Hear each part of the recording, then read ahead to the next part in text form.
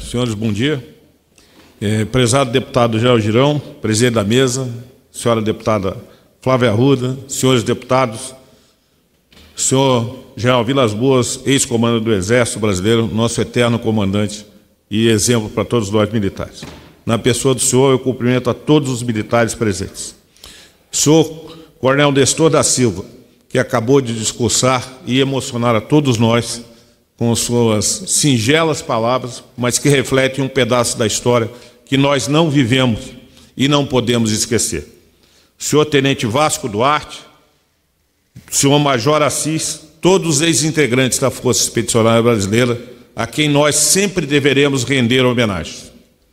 Para mim se torna difícil ser o sexto palestrante, porque vários palestrantes anteriores já abordaram o tema, e é natural que eu repita algumas das passagens colocadas. Mas repetir nesse momento é relembrar a nossa história, que a gente tem que cultuar os nossos heróis.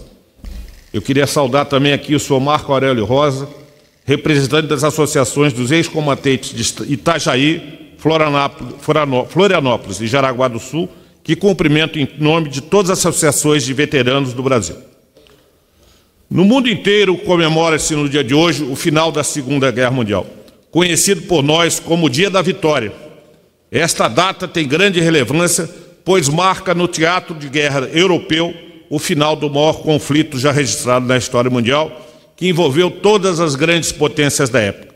De um lado, as forças aliadas, lideradas pelos Estados Unidos, França, Grã-Bretanha e União Soviética, que teve um papel duplo. Ele participou da invasão da Polônia e, ao mesmo tempo, ao ser atacado em junho de 1941 pelos alemães, mudou de lado e passou a integrar as tropas aliadas. Além desses países citados, da América Latina, o México participou da guerra sem enviar tropa e o Brasil foi um país que enviou tropa, o único. Do outro lado, as tropas do eixo lideradas pela Alemanha, Japão, Itália, além da Romênia, Hungria, Bulgária e outros países menores.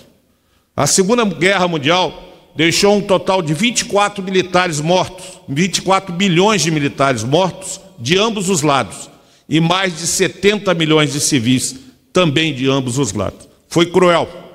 Ao término da guerra, o mundo se transformou e foi criada a Organização das Nações Unidas e revistas as convenções de guerra em razão do que ocorreu na própria guerra. Surgiram duas novas superpotências, os Estados Unidos da América e a União Soviética, que deram início à Guerra Fria, buscando expandir sua influência no mundo. Neste contexto, vamos falar agora do Brasil na guerra. O Brasil foi o único país da América Latina que enviou tropas para combater o nazismo na Europa e lutar pela liberdade e democracia.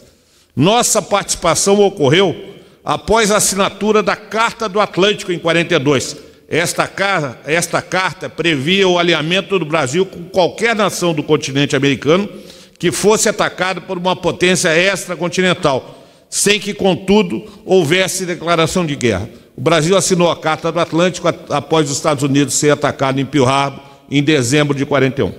A partir daí, passaram a ocorrer uma série de ataques de submarinos alemães e italianos a navios mercantes brasileiros que transportavam suprimentos para os aliados.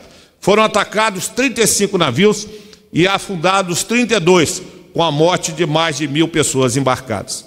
Em razão dos ataques, o Brasil declarou guerra às potências do eixo em agosto de 1942 e passou a permitir a instalação de bases aéreas dos Estados Unidos em território nacional, sendo a maior delas a de Natal, no Rio Grande do Norte.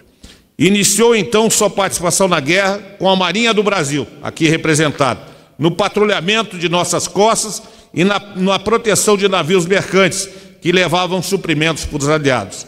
A Marinha do Brasil também participou do comboio naval na proteção das tropas que seguiram da FEB para a Europa até o Estreito de Gibraltar. Foram 574 missões realizadas pela Marinha. Vamos falar agora um pouco da Força Aérea. A FAB no Teatro de Operações. Em 18 de dezembro de 1943, nasceu o primeiro grupo de aviação de caça. O grupo adotou o nome de Sentapua. Seu primeiro comandante foi o major aviador Nero Moura. E o grupo seguiu para os Estados Unidos da América, onde os pilotos tomaram contato com a aeronave P-47, o Thunderbird, que utilizariam no teatro de operações italiano. Os pilotos brasileiros passaram a operar na Itália no dia 31 de outubro de 1944, em conjunto com os veteranos companheiros americanos. 11 dias depois, o grupo brasileiro passou a operar sozinho. A missão do nosso grupo de caça na Itália consistia em evitar que suprimentos e munições chegassem à linha de frente, atacando estradas de ferro e de rodagem, comboios de veículos e blindados, depósitos de munições, quartéis atrás da linha, conseguindo-se gradualmente o isolamento das tropas avançadas do inimigo. O grupo de caça brasileiro, o Setapour, foi constituído por 43 pilotos, 350 mecânicos e auxiliares da campanha da Itália. Executou 445 missões de combate, com um total de 2.546 saídas de avião e 5.465 horas de voo. Destruiu 1.304 veículos, 13 locomotivas, 250 vagões, 8 carros blindados, 25 pontes de estrada de ferro e de rodagem e 31 depósitos de combustível. 5 pilotos do grupo de caça foram abatidos pela artilharia aérea inimiga e morreram, tendo sido agraciados com a Cruz de Bravura, a mais alta condecoração brasileira para aqueles que se distinguiram em ato excepcional de bravura. Foram os tenentes aviadores Aurélio Vieira Sampaio, Luiz Lopes Dornelles, João Maurício Campos, tenente aviador João Richardson e Frederico Gustavo da Silva. Outros 8 pilotos foram abatidos, capturados e tornando-se prisioneiros de guerra, ou se evadiram do território, apoiados pelos guerrilheiros partisãos. A atuação do primeiro grupo de caça brasileiro na Itália foi a mais gloriosa da história da Força Brasileira, e seus feitos na Itália servem de exemplos às nossas gerações futuras dos integrantes da Força Aérea Brasileira. Chegamos finalmente ao Exército Brasileiro, a tropa que mandou mais integrantes da Força Expedicionária Brasileira.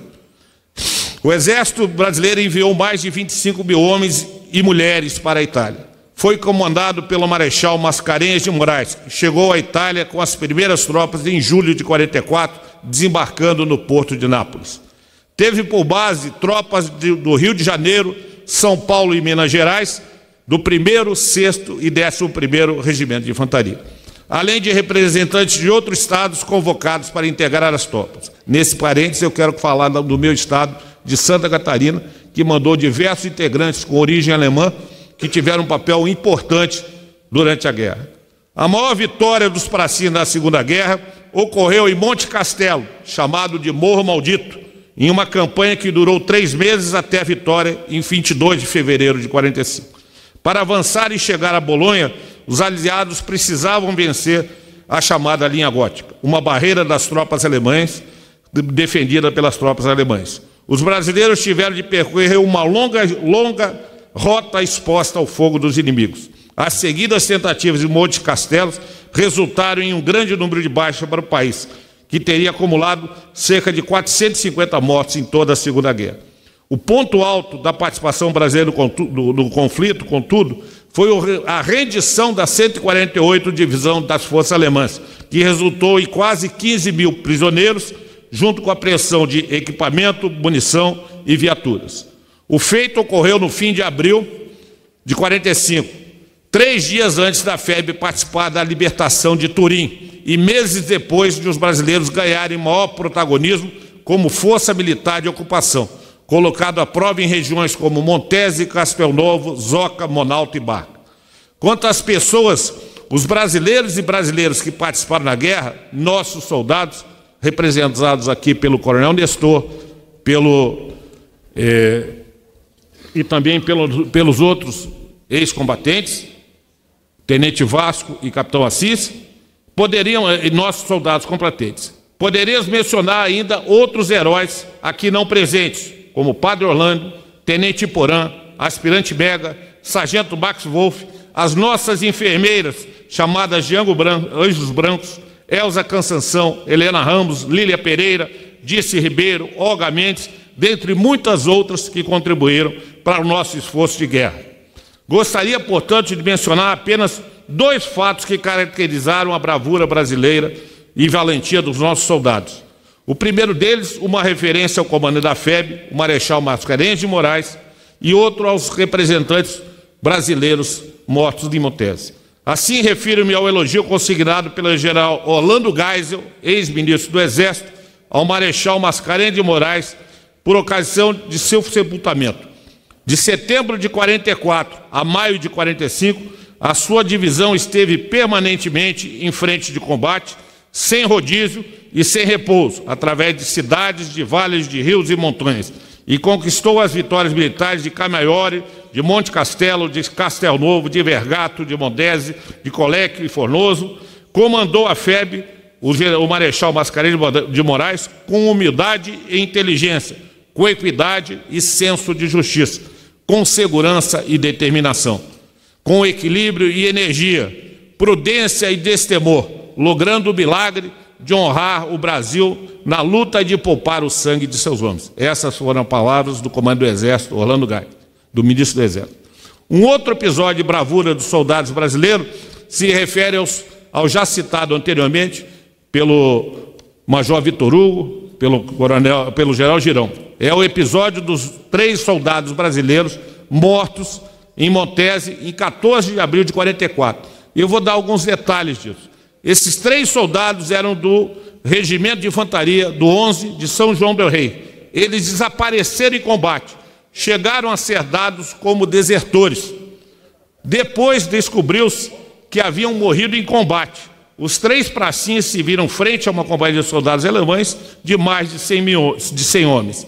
Receberam ordens para se render, mas continuaram em combate até o último cartucho, como se disse. Foram metralhados e receberam, em vez de uma vala comum ou terem seus corpos abandonados, as honras especiais do exército alemão.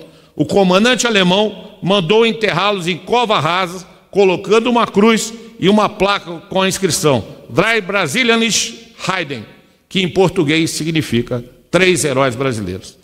Ao todo, a FEB teve 450 praças falecidos, 13 oficiais e 8 aviadores, que sacrificaram em defesa da pátria e da liberdade e que não podem nunca ser esquecidos. Por outro lado, é digno de registro também o espírito humanitário de nossos soldados, nossos pracinhas, seja no trato com os seus prisioneiros, seja na atenção com a sofrida população italiana, que deles se lembram até hoje, fazendo homenagens naquele país. Cabe lembrar aquele filme que a gente vê da Itália, das crianças cantando o hino expedicionário, e que, infelizmente, aqui no Brasil nós não ensinamos na escola esse hino. Essa é a essência do povo brasileiro, a essência das nossas Forças Armadas, do Exército, da Marinha e da Aeronáutica, e caracteriza o lema do Exército, mas que também estendo às outras forças. Nós somos o braço forte e a mão amiga do nosso país. Cabe lembrar que, fruto do desempenho dos soldados brasileiros na Itália, reconhecido pelos Estados Unidos, as tropas brasileiras foram convidadas para compor e integrar alianças em outras guerras, como na Guerra da Coreia e na Guerra do Vietnã. E o que não ocorreu devido ao fato do nosso país não ser beligerante e lutar apenas quando atacado por sua liberdade e pela soberania do nosso povo. Termino assim meu discurso, senhoras e senhores, e vou prestar minhas homenagens aos pracinhas, que representam todo o respeito que eu, como militar, e que todos os brasileiros deveriam ter com os nossos combatentes. Muito obrigado. Brasil acima de tudo.